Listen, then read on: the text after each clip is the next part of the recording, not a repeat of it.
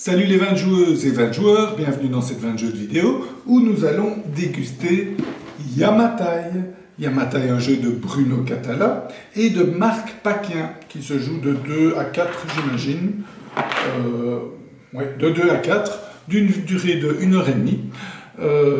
Et un jeu édité par Days of Wonder, c'est donc leur jeu de l'année, hein. Ils publient en moyenne un jeu par an, donc j'imagine c'est leur jeu de l'année. Très très beau jeu, je vous laisse découvrir le plateau, des couleurs dans tous les sens, des beaux petits temples en bois, vraiment très très beau jeu et très agréable à jouer. Très simple aussi et très tactique, je vous l'explique tout de suite. Donc le jeu se joue, chacun joue à son tour et à son tour on a une petite aide de jeu et on réalise ce qu'il est marqué sur l'aide de jeu. Donc la première chose qu'on fait, c'est qu'on va choisir une tuile ordre de tour. Donc ici vous voyez la mise en place pour 2 joueurs, c'est un peu particulier puisqu'il y a 2 pions par joueur, mais sinon c'est l'ordre de tour qui est là.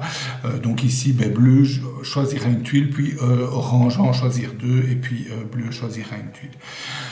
La tuile va lui indiquer plusieurs choses. D'abord, l'ordre du tour pour le tour d'après. Donc, on va replacer les pions en fonction du nouvel ordre du tour. C'est les numéros qui sont là. La deuxième chose, c'est le nombre et le type de bateau qui va gagner. Donc, ici, un vert, un jaune, un vert et un noir, etc. Et la troisième chose, un petit bonus éventuel qui va gagner. Donc, le joueur prend une tuile, il prend sa tuile, il reçoit les bateaux des couleurs correspondantes, voilà, et ensuite il va pouvoir passer à la phase 2, c'est-à-dire qu'il va pouvoir acheter ou vendre un bateau. En général, on n'est malheureusement pas trop tenu avec l'argent. L'argent coule à flot ou presque, et donc c'est pas trop compliqué d'en avoir. Donc en général, on va acheter ou rien faire, mais rarement vendre. On va acheter un bateau. Ensuite, avec ces différents bateaux, on va les placer sur le plateau. Alors ici, vous voyez le plateau en fin de partie. Donc au début de partie, en fait, vous n'avez pas tous ces bâtiments qui sont ici. Donc toutes les tuiles de terre ferme sont vierges et ont sur elles des jetons culture. Donc toutes ces tuiles ont des jetons culture. Et donc, ce qu'on peut faire comme action, si on revoit le plateau individuel, c'est placer des bateaux et ensuite soit construire un bâtiment, soit prendre des jetons culture. Alors, c'est quoi, comment est-ce qu'on va placer les bateaux? Les bateaux, en fait, on peut les placer librement à partir des bateaux qu'on voit ici, donc de l'exploration de l'archipel. Donc, vous placez simplement vos bateaux l'un après l'autre à partir de là. Vous pouvez aussi partir de n'importe quel endroit de l'archipel à condition que votre premier bateau placé soit de la même couleur qu'un des bateaux qui est là. Donc, par exemple, si je veux placer un bateau là, eh bien, mon premier sera un noir. Ça tombe bien, puisque j'ai un noir et un vert. Je mets un noir et puis un vert, par exemple. Donc, ça, c'est les règles de placement. Et après avoir placé, donc comme je vous disais, soit on construit, soit on prend les jetons culture. Alors, les jetons culture, eh bien, c'est simple. Si je place, par exemple, ces 3-là, si je place les 3 bateaux ici, donc un brun à côté d'un brun, c'est bon, et puis après, je continue. Eh bien, comme je place 3 bateaux, je peux prendre 3 jetons culture adjacents à ces bateaux. Donc je pourrais prendre ces 3-là et je les garde pour moi. À quoi servent ces jetons? Ils servent à 2 choses. La première chose, c'est que pour construire un bâtiment, je ne peux construire un bâtiment que s'il est vide. Donc s'il y a un jeton culture dessus, je ne peux pas construire. Donc le premier intérêt de prendre des jetons culture, c'est de libérer de la place. Le deuxième intérêt, c'est qu'avec ces jetons de culture, on peut acheter des tuiles aide, des tuiles des spécialistes, voilà, ce sont des spécialistes, merci Pascal, qui vont nous donner des bonus assez intéressants en cours de partie. Mais ça, c'est en fait la 5e phase d'un tour personnel où, en échange de 2 jetons culture de la même couleur ou de 3 différents, je peux prendre une tuile spécialiste. Donc voilà, ça c'est l'intérêt des jetons culture. L'intérêt de construire un bâtiment, c'est que ça rapporte des points de victoire. Vous les voyez ici, enfin, ceux qui sont disponibles à ce tour-ci. Voilà. Et donc vous voyez que construire certains bâtiments rapporte plus ou moins de points de victoire. Mais pour construire ces bâtiments, on doit avoir la requête qui est ici, c'est-à-dire un nombre de bateaux de certaines couleurs autour de l'île où on veut construire, à condition d'avoir placé ce tour-ci un bateau autour de cette île.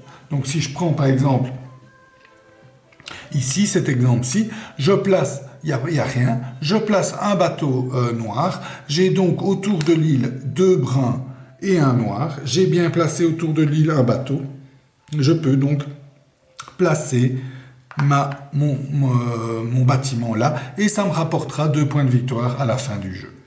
En plus, comme vous voyez, quand vous placez un bâtiment, quand vous construisez un bâtiment, eh bien d'abord vous recevez un point bonus s'il est adjacent à un temple, ce qui était le cas ici. La deuxième chose, c'est que vous recevez un deuxième point bonus si vous le construisez sur une montagne. Bon, ce n'était pas le cas ici. Et la troisième chose, vous allez recevoir des sous en fonction de la série de bâtiments de même couleur qui sont adjacents. Donc, par exemple, ici, bleu était assez fort pour ça. Bleu, quand il a placé ce bâtiment-ci, il a gagné 1, 2, 3, 4, 5, 6 sous.